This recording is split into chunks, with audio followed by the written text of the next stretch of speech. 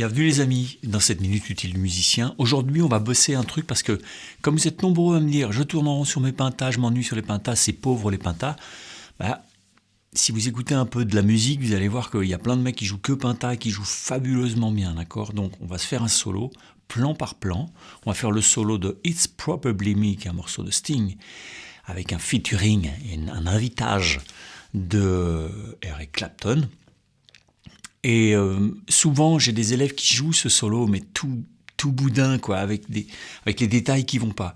En fait, vous êtes vite dans du truc où c'est les petits détails qui font le son d'Eric Clapton, qui font le son des grands guitaristes, Jeff Beck, etc. D'accord ? Donc, si vous faites un peu du Jean-Michel à peu près, ça marche pas parce qu'on se dit, ouais, c'est plat, il n'y a pas de dynamique, il n'y a pas de. Donc, on va regarder plan par plan pourquoi les plans sonnent. On se fait tout le solo, ok ? Le morceau il est en mi mineur, ok, et il commence par un, ok, il commence par un bend ici. Alors, ce bend, il a un placement rythmique bizarre. Donc déjà le placement rythmique il est important. C'est que je fais un premier bend. Je suis désolé pour le son, j'ai qu'une strat toute pourrave, donc je vais pas. Tout contretemps, ok. Et le deuxième remonté, il est sur la deuxième double croche. La difficulté de ce morceau, c'est que ce sont des doubles croches ternaires. C'est pas tiki tiki tiki tiki tiki, c'est tic tic tic tic tic tic. Et il joue ternaire lui, il joue trinaire, il joue double croche ternaire. Et c'est aussi ça qui fait groover tout le truc.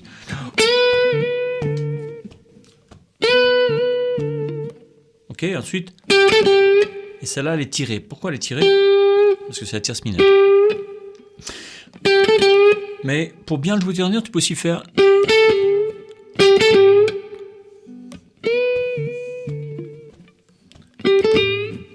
Pourvu que ça fasse T-da-da et pas ta-da-da. Ta-da-da. Ok ? Ensuite, il y a un plan qui fait. Ok, alors là, il glisse de la quarte jusqu'à la quinte diminuée.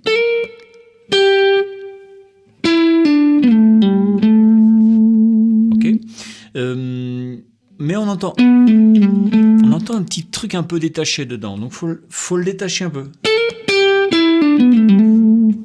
C'est pas tout à fait ça, et c'est pas non plus l'appoggiature. C'est entre les deux. Tu peux aussi le faire. Tu vois, on entend un peu ça, mais pas totalement. C'est entre les deux, d'accord ?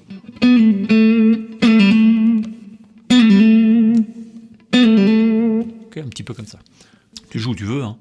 Ça va dépendre de ta guitare, de comment elle claque, etc. Celle-là, elle est pourrie, elle a des micros complètement nazes. Mais je l'aime bien pour faire d'autres choses, mais alors là, ça marche pas. Le truc important, c'est les notes piquées aussi. Tu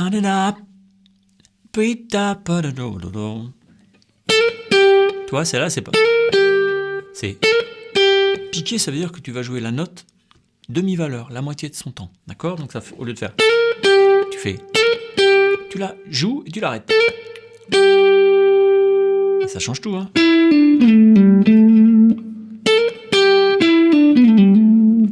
Ok ? Piqué. Donc pour l'instant, ce qui est important, c'est les piquer. Et puis aussi les tordre. Quand il faut tordre, il faut tordre. Okay ? Tordre, c'est pas un bend qui vise une note, c'est tordre microtonalement, de façon microtonale, c'est-à-dire moins d'un demi-ton. Ok ? Voilà, ça c'est tout un truc, on bosse ça dans la formation blues. Donc on arrive là-dessus, on fait. On arrive sur le 1.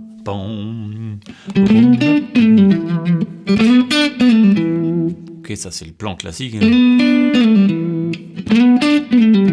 C'est bien de s'entraîner à jouer le même plan sur plein de positions différentes. Hein. Pareil. Celle-là, elle est piquée. Ok, ensuite il y a celui-là. Celui-là, il faut le vocaliser, c'est-à-dire L-A-D-O-I-D. Il faut. Le bend, il est assez lent ici.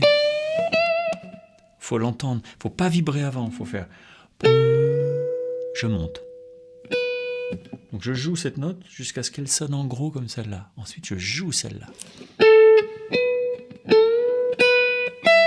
Ça, c'est les grands plans du rock'n'roll, hein, bluesy aussi.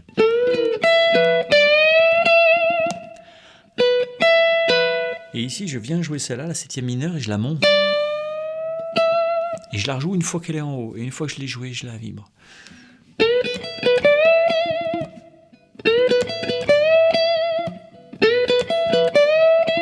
C'est de la finesse, hein. C'est pas du tout un truc trop bourrin et... Pareil. Tu le sens le ternaire, c'est pas da da da da da da. C'est ternaire. On fait pas on fait pas si facile à ce tempo-là. C'est pas si facile. Donc ce plan-là, il commence. 1, 2.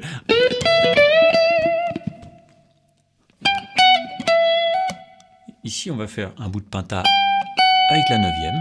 C'est la seule note qui joue en dehors de la penta. Tout le reste, c'est penta mineur. Ok, même pas de penta majeur. On sous-entend ou, mais cette note-là n'est pas jouée, juste ghost note. Tu vois, ça, ce serait pas mal d'arriver à vibrer un peu la tonique. Et de jouer la dernière un peu piquée aussi, mais...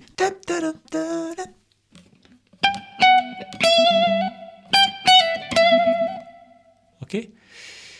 Alors ça, c'est joué sur le... Et du 3, hein, d'accord ? Ça fait 1, 2, 3, pip. 1, 2, 3, dip, da, da, da, da. Et donc le 1, il arrive entre ta fin, là, au milieu de ta fin. 1, 2, 3, pip.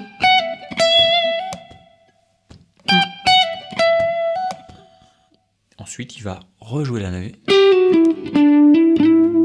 Ça, c'est encore... Celle-là, piquée encore. On l'arrête, on fait pas... Sinon, ça devient tout plat, tout ramolo, tout chamallow, tout barbapapa, quoi, ok ? Tierce mineure, neuvième. Et là, il fait septième, tonique, et après, il rejoue la septième. Mais tout de suite, il part là-bas, donc ça fait...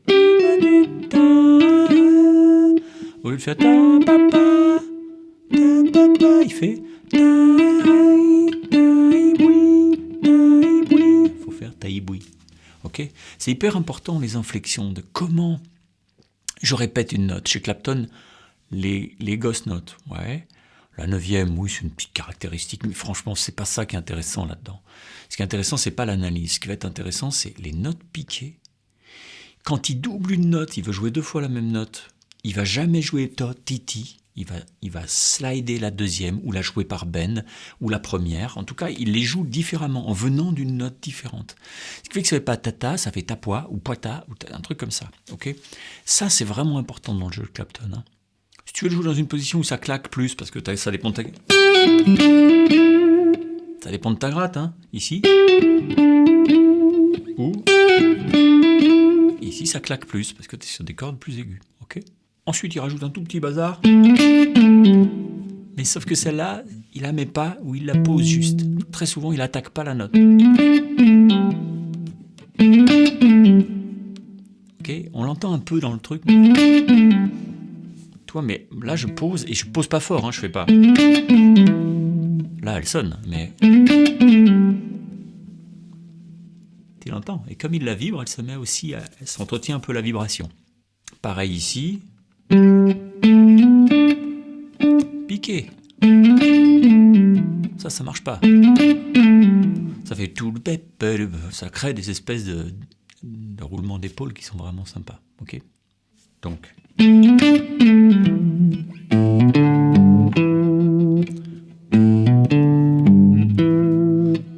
Celle-là, c'est une corde à vide. Si tu veux la contrôler, parce que tu trouves qu'elle va bien comme ça, tu peux faire... Tu la joues ici au lieu David. C'est toi qui vois, d'accord ? Mais...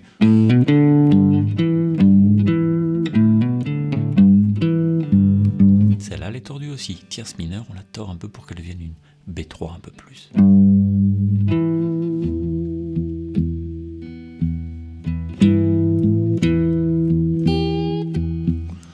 cordes, les tierces mineures, c'est vraiment ça qui donne le son blues, en priorité, c'est ça qu'il faut faire. À ce moment-là, quand il fait il y a le sax qui rentre, ok, il y a quelqu'un qui joue du sax. Ça commence à mélanger un peu, ça se répond un peu. Il y a un moment où ça tombe pas super, mais bon, ils ont gardé au mixage comme ça, mais ça tombe pas super. Ça tombe un peu en même temps et un peu, voilà.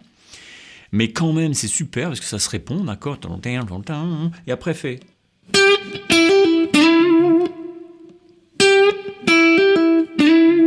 Ok, là, ça, il a tort. Parce que c'est la tierce mineure. Ok.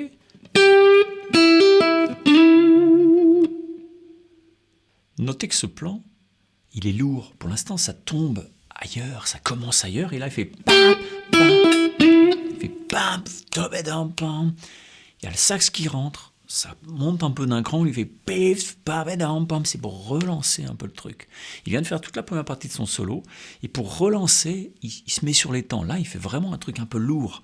C'est pas ça commence en l'air et que ça repart en l'air, d'accord, et que ça finit en l'air. Bon, pareil.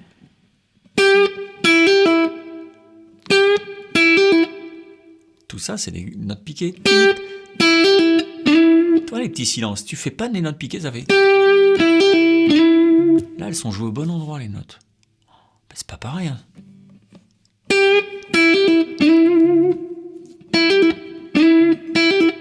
Toi, là, j'arrête. Ça fait pas talilala. Pareil. Piqué. Ensuite, il fait.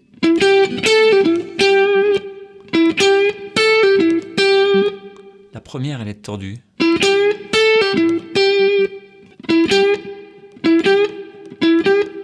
Ok, et elle est.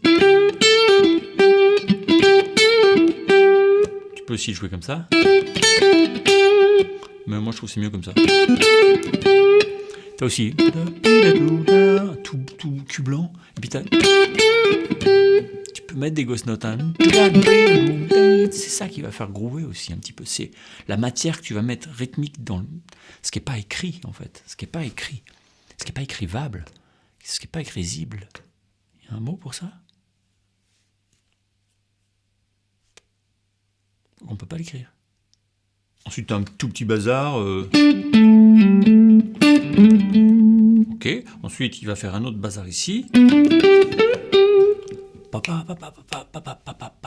Ternaire.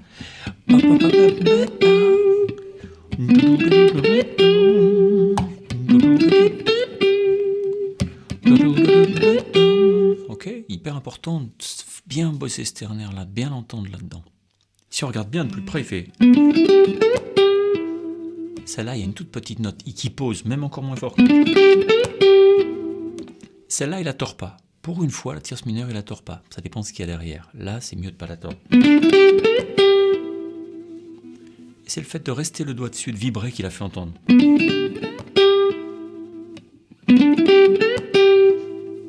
T'entends la différence entre... Et... C'est que dalle. Hein. Mais là, on est dans le détail de dingue. Parce que dans le mix, il y a plein de gens qui l'entendent pas, celle-là. Si tu tends l'oreille, tu te dis « Ah mais oui, c'est vrai qu'il y a une toute petite note. » Parce que c'est Clapton, c'est la classe. Il y a plein de gens qui prennent Clapton pour un vieux. On dit « Ouais, ça joue pas des masses. » C'est pas Louis Malmsteen. Mais les gens ont oublié que ce qu'il fait sur la guitare, c'est lui qui a inventé cette façon-là. Inventé. Bricolé à partir d'autres trucs. Mais il a vraiment apporté un truc nouveau, Clapton. Quand il est arrivé, tout le monde s'est dit « Wow, là, pas pareil. » C'est comme Hendrix. Ensuite, à un moment, on se dit « Wow, Hendrix, quand il arrive, c'est Jésus-Christ, quoi. » Avant Jésus-Christ, il y avait un autre Jésus-Christ. C'était Eric Clapton. Et aujourd'hui, les gens ont oublié ça, ce qui fait que tout le monde sonne comme Clapton, en moins bien. Et tout le monde croit que Clapton, c'est normal. Ouais. Mais non, c'est loin d'être normal. C'est un immense musicien. Ensuite, il va reprendre... Ok, le même plan, sauf que tout à l'heure, il était joué. Toi, sur le temps. Et là, il va faire... Ok, c'est vraiment hyper intéressant. Il prend exactement le même plan, mais il le joue ailleurs.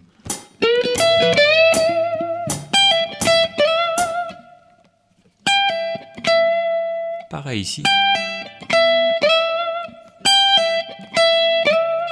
T'as un peu de la ghost note, hein?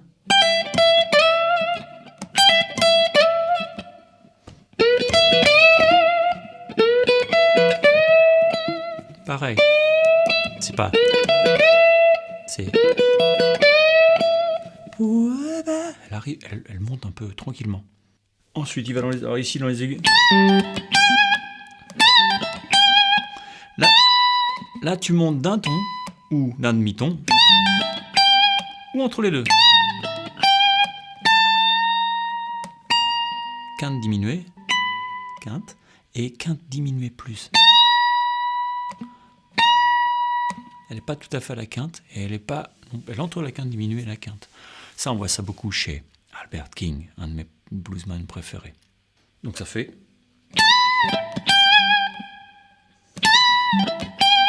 Et c'est pareil, celle-là, elle n'est pas jouée.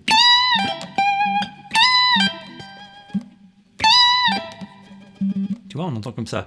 Et ensuite, il fait un bazar. Pareil, celle-là, pareil, on n'entend pas. Donc tu joues les deux. Six mineur, une six mineur. Tu tords celle-là, parce que c'est ta tierce mineure. Celle-là, c'est bizarre, hein, mais elle est chouette. Ok.